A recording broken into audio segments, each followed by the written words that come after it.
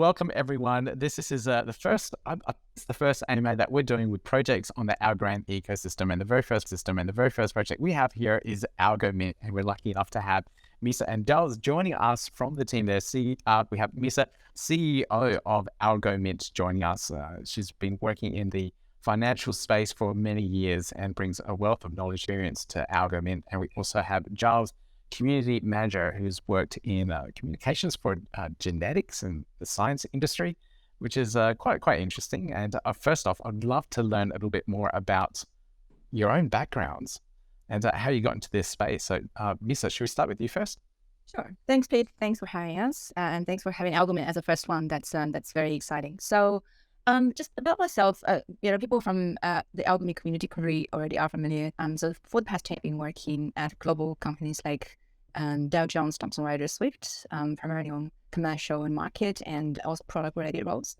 So my last job at Swift before I joined crypto full time I was the Oceanian Director of Financial Crime Solutions at Swift. So in 2017, I was developing business in the crypto space for Thomson Reuters on financial crime anti-money laundering products, and I started going to a lot of conferences and met people, and I got really fascinated with what people are doing in the crypto space.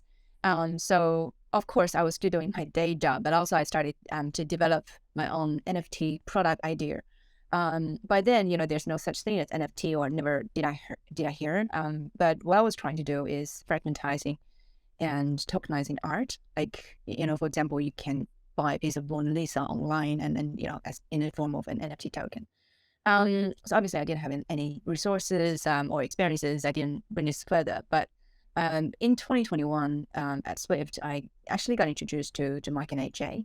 They're the founders of Melt Ventures. They invested across like 50 or 60 projects across Algorand, and then I got brought into this world and initially, helping them out as the community or communications advisor. And later on, I started to take on more and more responsibilities, and then started running the project. That being said, it's a lot of teamwork we're going through, so everybody's on pretty equal roles. Absolutely amazing journey into the space since 2017, you said. And what about yourself there, Giles? How did you get into this space? I know you got into Algorand roughly back then as well.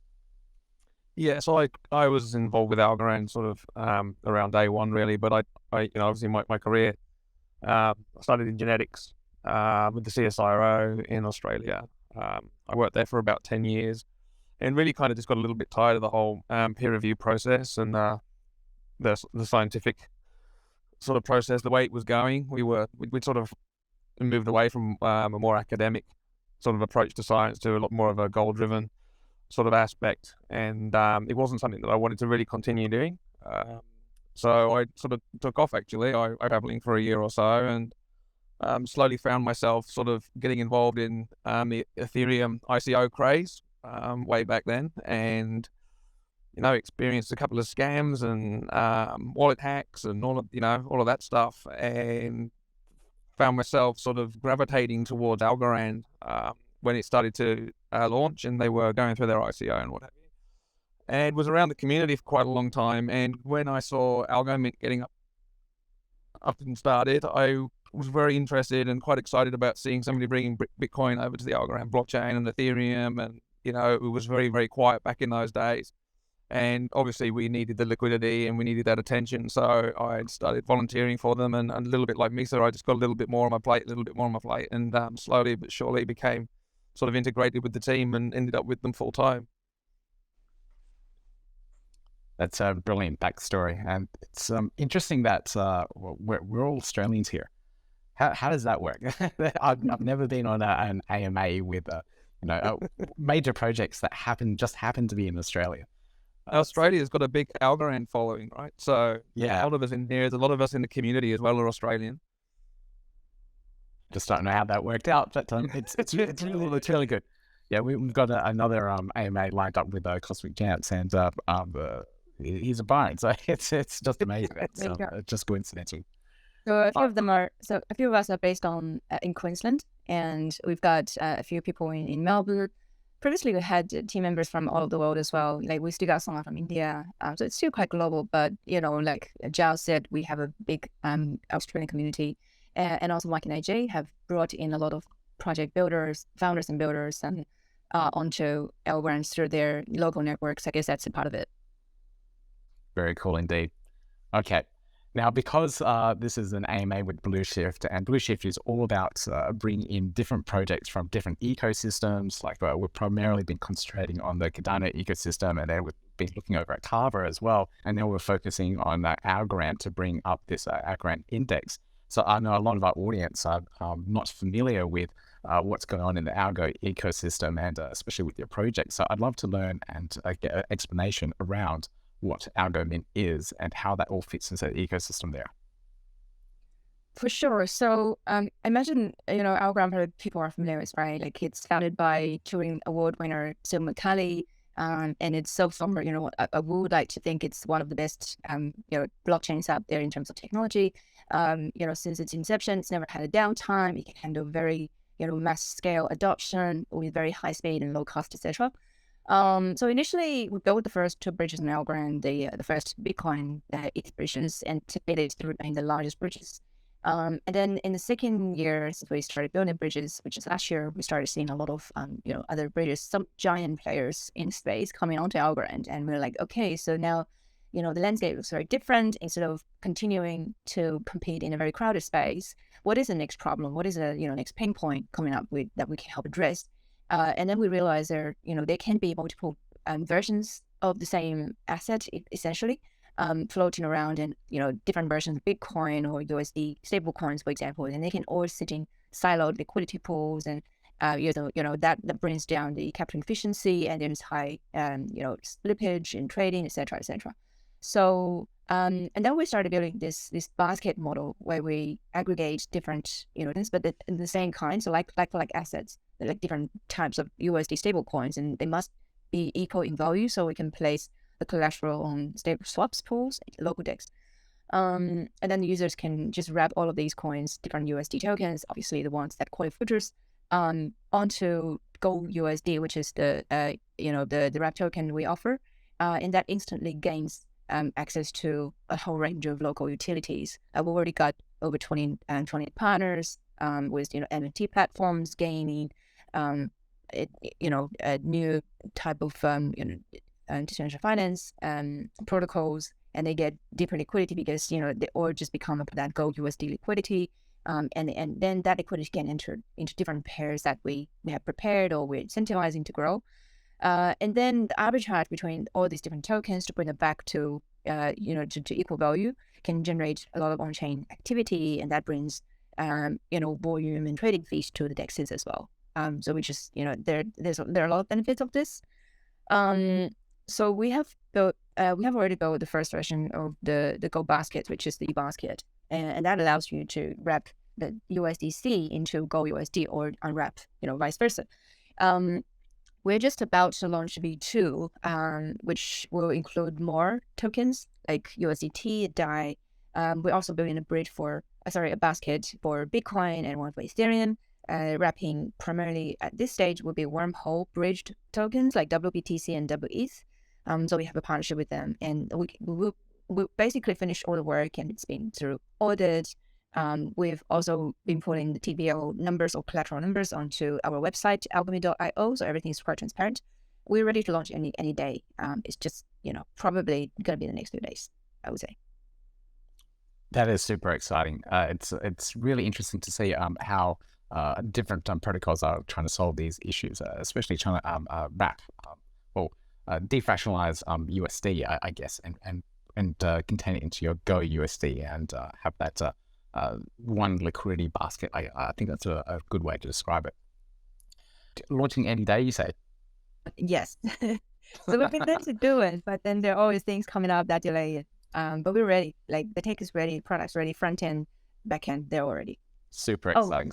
Yep. And also, as we speak, we actually have a new round of Algo DeFi rewards from the foundation coming up.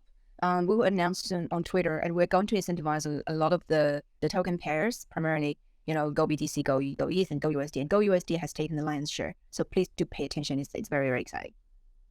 Right. Okay. I'll keep an eye out for those tweets, and I'll make sure it's tweeted out on our accounts as well. And we'll keep an eye out what's happening there. Now, Now, I just had a look at the launch date and to get this right. So you guys launched roughly late 2021. Is that correct?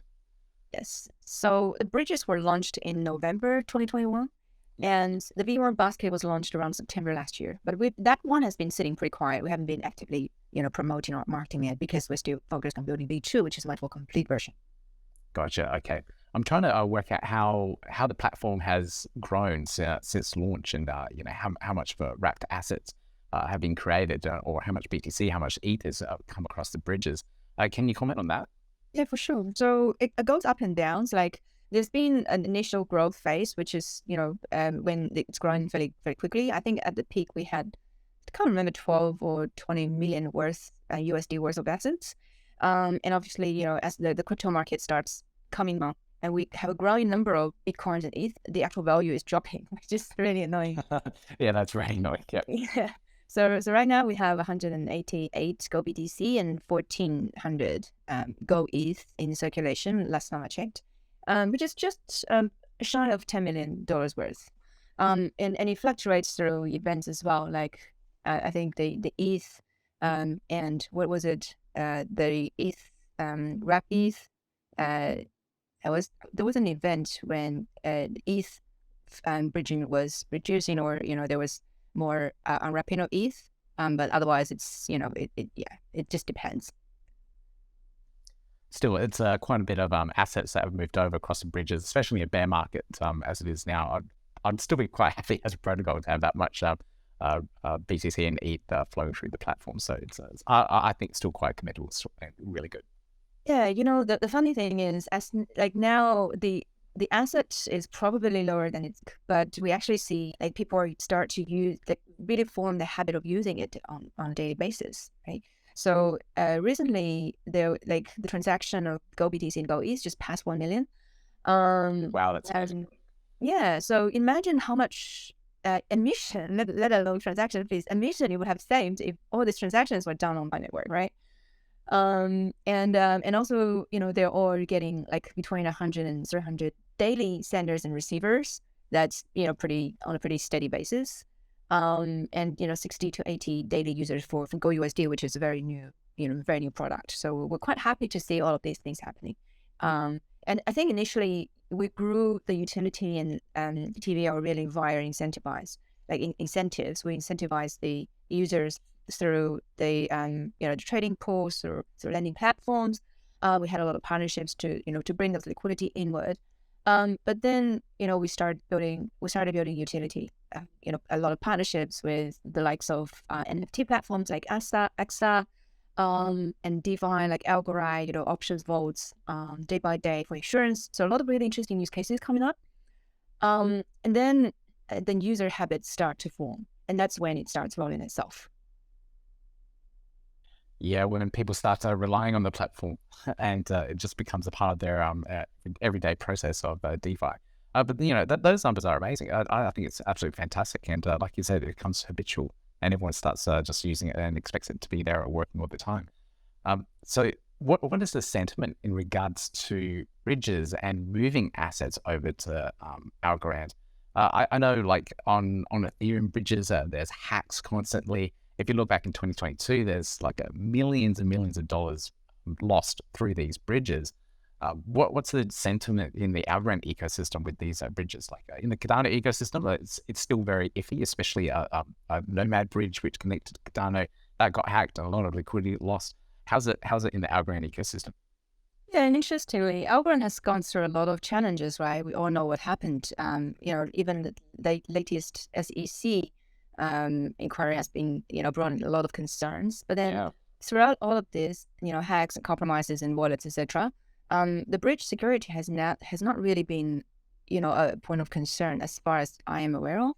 I guess part of the reason, and Giles, please correct me if I'm wrong, because he's very, very close to the community, and he, I will let him talk about sentiment in a bit. But basically, a lot of those bridges on other chains that got hacked, primarily because of their, technical setup, right? Their structure provide a lot of attack surfaces. They're highly sophisticated and they're smart contracts, they're validators and all of that. Whereas our bridge is essentially still a centralized bridge, for good or bad.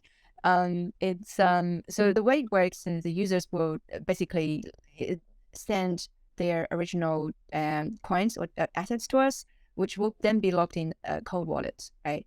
And then we wrap into gold assets to circulate. So it's it's almost manual. Like if you look at it that way, not so much it's a manual product, but a lot of manual handling of that process. So the bridge security has not been the biggest issue, and we also look at tiered ways of improving security. Obviously we've had any smart contract or not, like between the bridge and basket, we have had multiple auditors, and for the products themselves, we for the basket, especially because the basket is more on a smart contract, it's more decentralized, right? We eventually want to decentralize the entire service. So and then we have implemented like few layers of filters to identify if there's any depegging then happening beyond our tolerance threshold. Then the whole basket will get frozen, and we will be sent alerts. We'll go into inquire on what's happening. So a lot of these security measures are taken care of. Yeah, I think some of the sentiment around the community as well with regard to bridges. I mean, particularly with ours. I mean, people don't like KYC, but it's a feature of our, it's a feature of our bridge because of our cold storage provider. So we need to KYC for them. And I think having that, Algomint itself took security first and foremost. And as Misa has mentioned, then you want to be as secure as you possibly can be in the beginning, at the starting, in the starting blocks, and slowly move your way towards decentralization. Because if you just start off in decentralization, you end up where we were in Nathan, as you were saying, in sort of 2012, 2013, something like that, when we had all the ICOs and all the hacks and what have you. So it's a real sort of step-by-step sort of process, definitely heading towards decentralization. And, KYC is a bit of a pain, but, we're dealing with people's funds and real life people, and it's real money. So, security is the number one. I was wondering why that had a login system on the platform and KYC in there. So that explains it completely for me. Who's your KYC provider, just out of interest? Jumio is the global and they're like, so far the experience, there's been challenges, but I think they're one of the best global providers there. Okay. And another question related to all that, who did the audits of the platform? So the one for the basket is called Entrysoft, and it's actually, I think they're I actually met with the founder of Entrysoft many years ago, and right now they're breaking into the Algorand space, which is great. So for the bridge, it was a while ago. Giles, do you remember which? I'm just trying to remember, and I can't remember who did it. Hang on a second. Just over a year, a bit ago, but that seems like a lifetime in the crypto space, really. And also that audit was a very light touch one. There was not much smart contract components, so it's more like a general tech audit. Yeah, I find that approach with the cold wallet quite interesting. It's actually very similar to how a bridge is doing in the Cardano ecosystem as well. So it's assets are sent to the cold wallet, and then they have a watcher system which performs like a validator process to see what assets are going in, and then they mint on the Cardano side. So it's a very similar process, I think, and quite interesting that other protocols are doing the same or similar models. Yeah, it's very secure, and also there are multiple, it's multi-sig, right? And we do have to sacrifice efficiency sometimes, but fortunately, it's not a very high frequency use scenario. Like sometimes we need to top up our hot wallets, and then we get multiple users, including one of them has to sit with copper. So it's, sometimes it used to be an overnight response until they had a Singaporian operations there. And then we had a, trusted third-party provider is, I can't disclose who, but it's very reputable industry figure. So we had all those layers and layers of security around the collateral of the bridge. Good to hear. That's the main point that people are worried about. If that collateral, if that's assets in the bridge disappear or it gets used for malicious purposes, like someone just spends it all, then that's what people are most worried about. So having that locked down secure as much as possible is the key thing. For sure. When you talk about malicious use, actually KYC really helps, right? Because we can't necessarily monitor constantly, but if we get reports saying, this malicious wallet is actually, taking their assets through the Algomint bridge, then, we theoretically have the capability of retrieving the files of the hacker and find out who they are. And even if it means we can't necessarily protect the whole community, because there's still other avenues they can take the assets through and, get their collaterals back, at least Algomint won't be utilized by the wrongdoers as their, as a gateway of getting in and out of the Algorand ecosystem, which is something we're quite proud of. Yeah. What about the regulations and everything around the crypto space? How's the changing regulation space affect Algomint? So I think KYC in place is handy, although we haven't, I'm not aware of us being like a reporting entity, to Australia, because we're crypto, and basically we're also exchange. There are still a lot of uncertainty and a lot of things about the regulations not clear. But it's funny you mentioned this topic, because my attitude towards regulation has actually changed a lot over the past years. As you know, I used to work on financial crime compliance, and all my job was about screening, transaction monitoring, enhanced due diligence and PEPs and sanctions and all of that. So I'm quite familiar with how the industry works and who the major players are. I had this personal, pet hate about sanctions, because I think sanctions is abused by certain countries against, others, basically as a vehicle to strong will other countries into their will. I don't necessarily agree with that. I don't think it's fair to sanction an entire country like, Syria, Cuba, Afghanistan, or whatever. And then a part of that is that is actually, that frustration is probably the reason I left the AML space and joined crypto. But since I joined crypto, then I saw people getting hacked, getting hurt, right?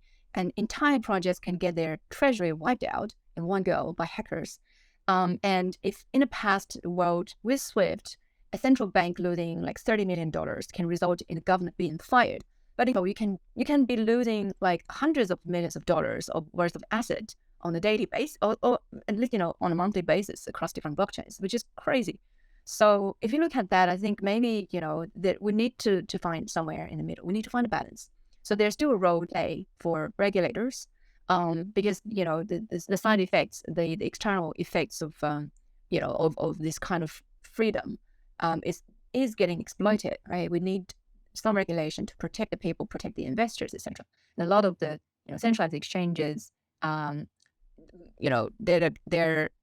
misappropriating client assets, they're using it in the wrong ways, and that's something the regulators should to supervise.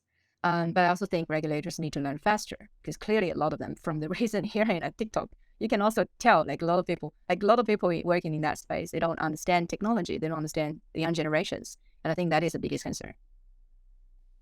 Yes, maybe regulators should learn from TikTok. Yeah, the younger generation are putting out there. It's all about their ignorance. Yeah, indeed.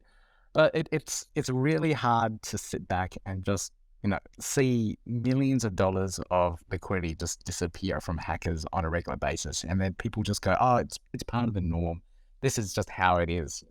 It just shouldn't be how it is, and you'll never get mass adoption and people coming in with all their mortgages and whatnot through the crypto space if that isn't all patched up and cleared up and these hacks removed. You never see this kind of like a regular occurrence in the regular traditional financial space. So yeah, it's really interesting, and I totally agree with you, Misa.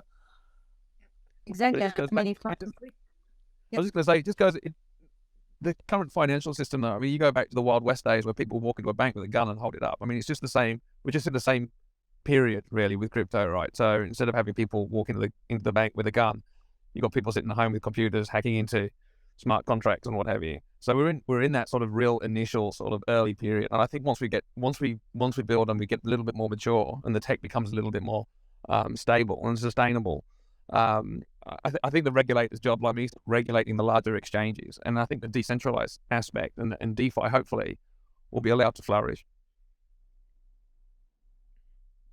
I really hope so. Was there something else you wanted to add there, Misa?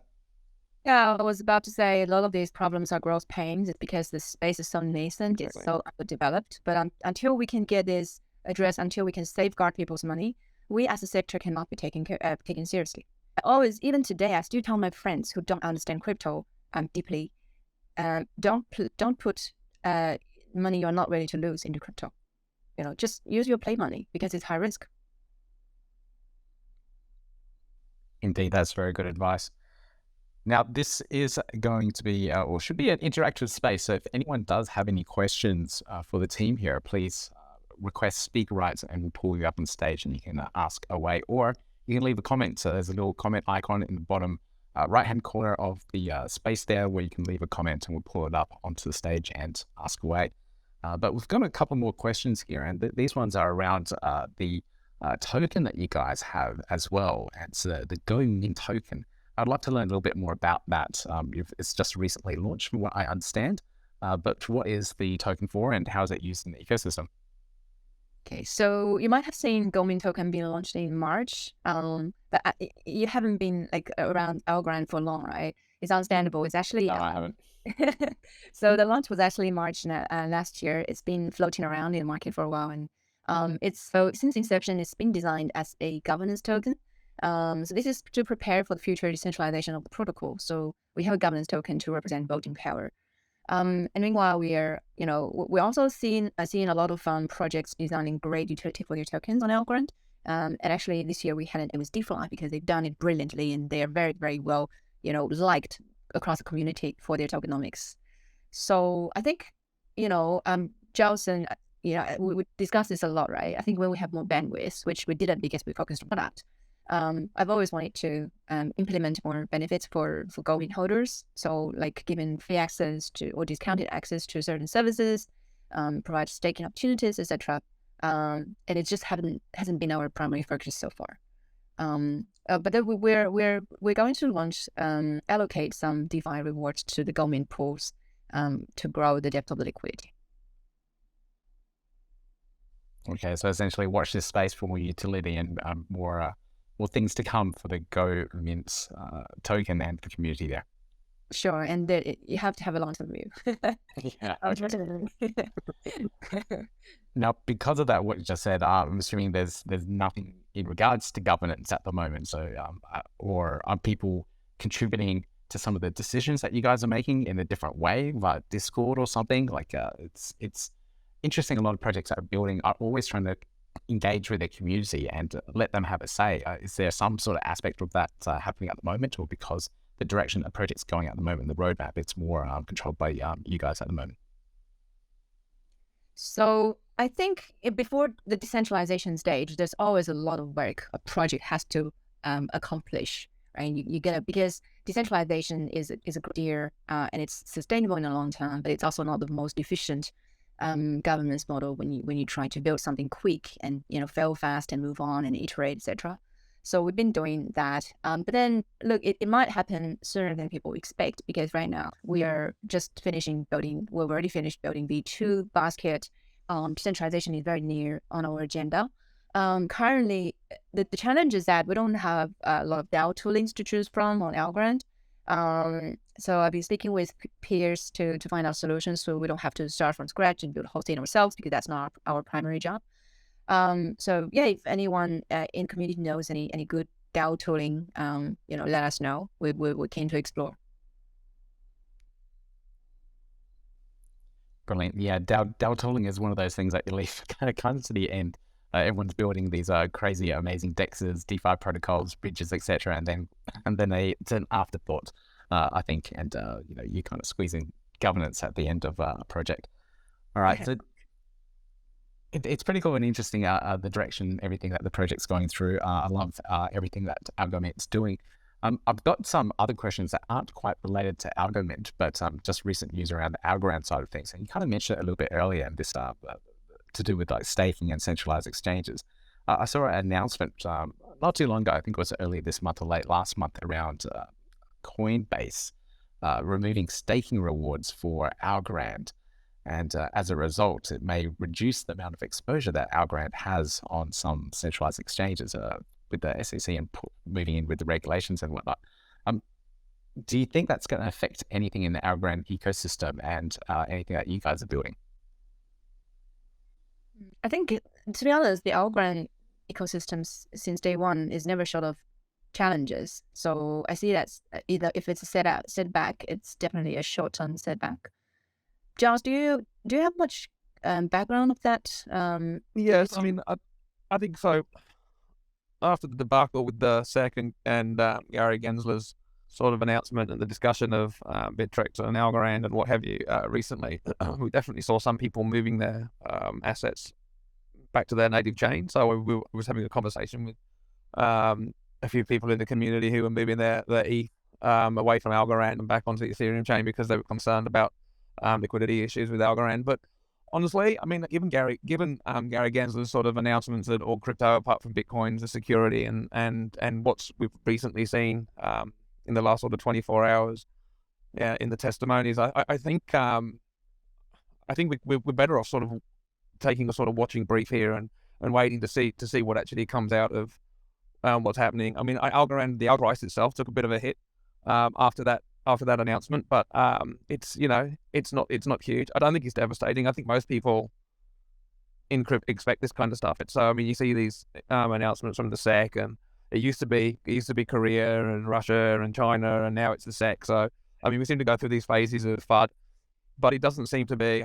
Honestly think we're at a period, apart from the liquidity that we have in the US, we're at a period now where people in crypto really don't pay a huge amount of attention to it unless they're American.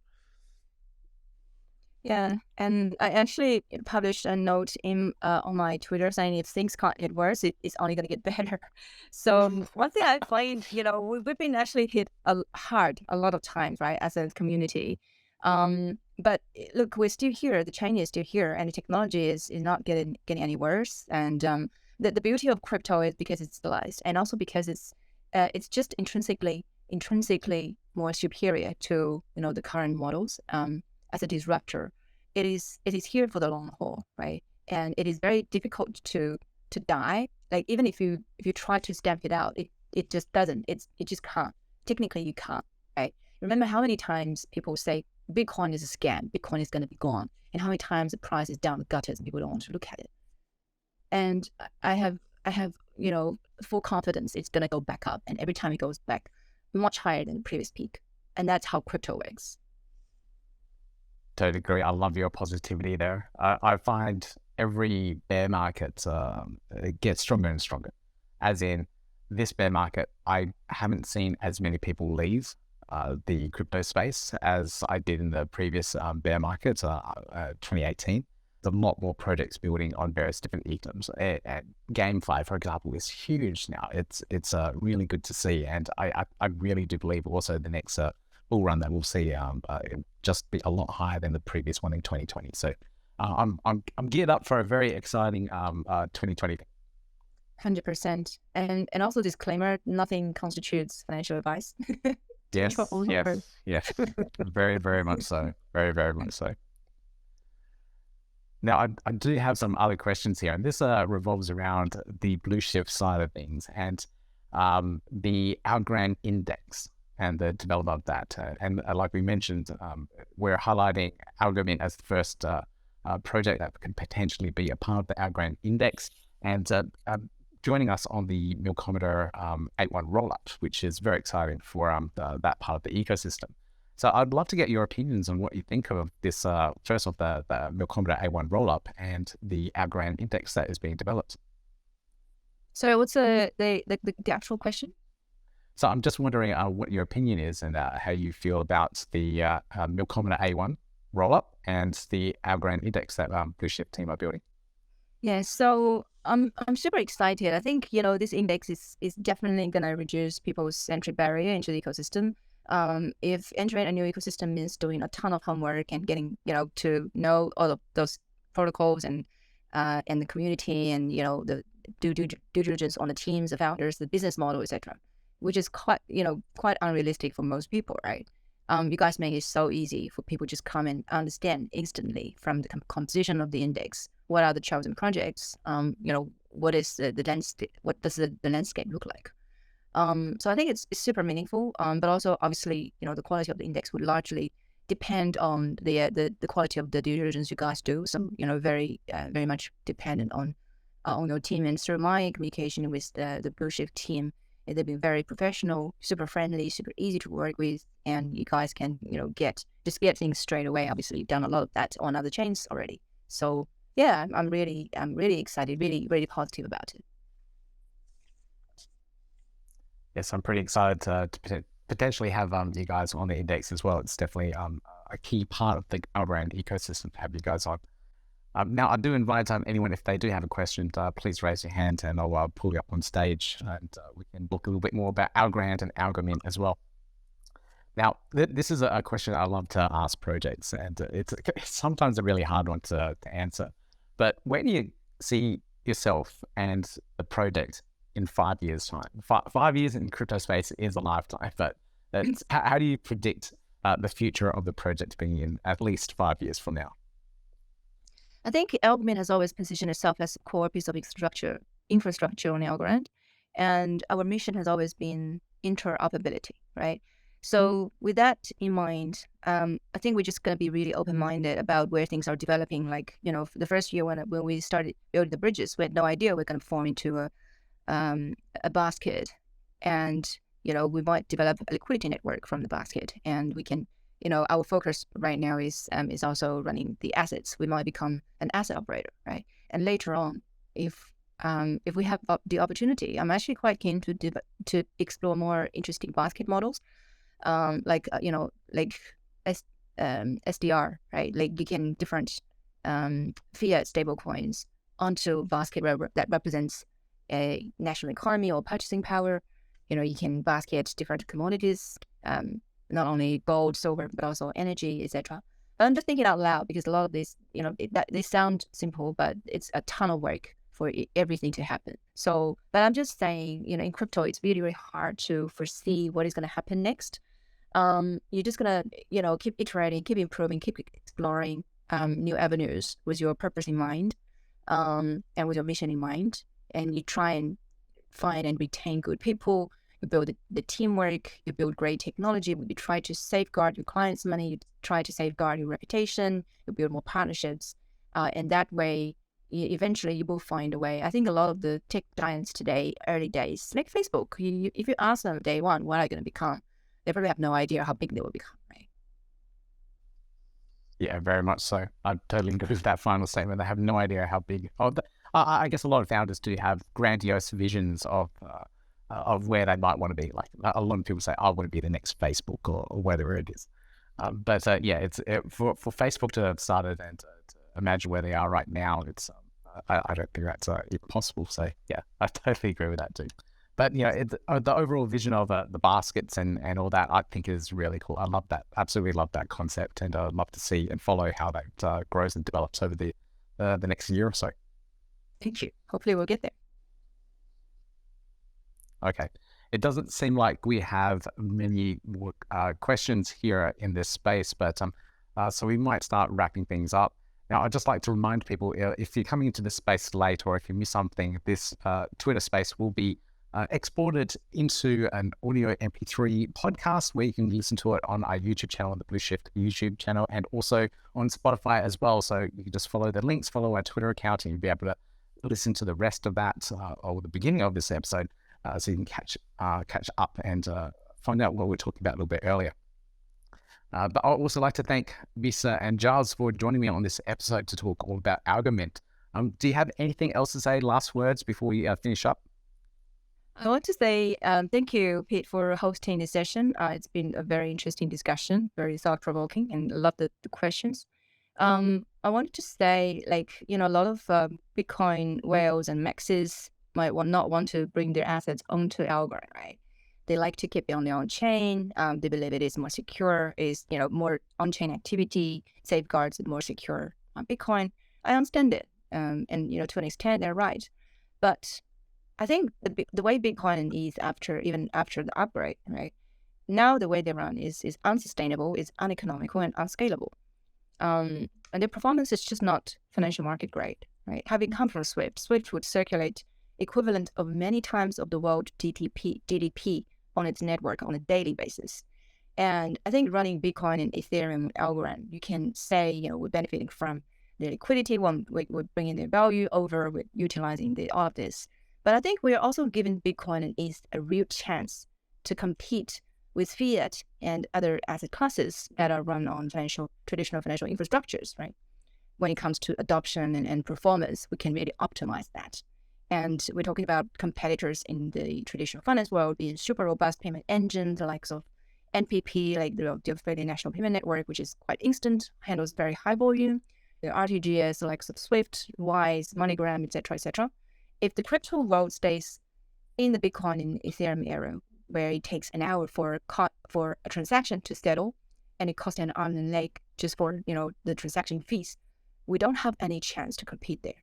So we have to innovate. We have to reinvent ourselves and use technology like Algorand to move these antiques fast and cheap and make them truly universally applicable, no matter how small the transaction is. That's the point of crypto. That's why we're here to change the world, right? And that's where all this demand for asset comes from. That's all. Thank you. And that was a brilliant way to end that episode. Thank you so much, Misa. Thanks. And thanks everyone for joining.